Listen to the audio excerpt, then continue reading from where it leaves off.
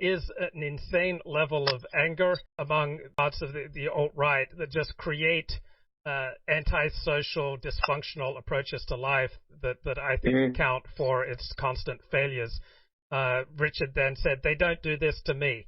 Well, this attitude that somehow you should be exempt from the normal laws of how human beings interact is, again, this is a way of approaching life that does not work, that guarantees failure. So no matter how brilliant Richard Spencer is, no matter how erudite he is, no matter how eloquent he is, and no matter how right he may be about this or that, he is stuck in a compulsive cycle where he is compelled to participate in his own destruction and the destruction of everybody who associates with him. And until he gets out of this cycle, absolutely everything he touches will turn to manure, because he just can't help destroying himself. He still doesn't see 3.5 years after Hailgate why invoking Sieg Heil is a bad idea in the United States of America. So someone such as a Richard Spencer, the putative leader of the alt-right, who thinks it's a great idea at a conference to use a phrase that's virtually never used in the English language, Hail Victory. It's the English translation of Sieg Heil.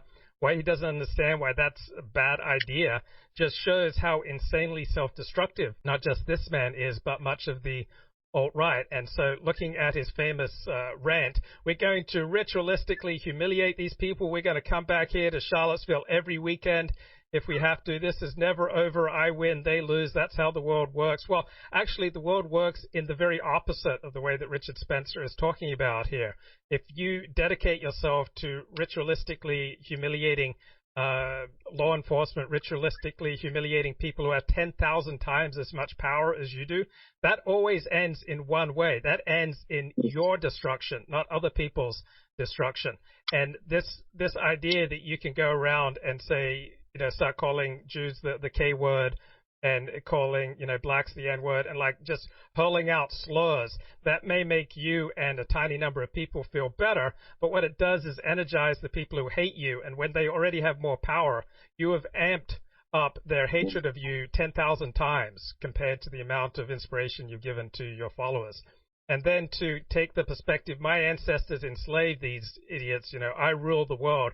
Again, this is a way of approaching life that only results in failure, no matter how brilliant you are. Saying these pieces of excrement get ruled by people like me. Again, this is an approach to life that always results in failure.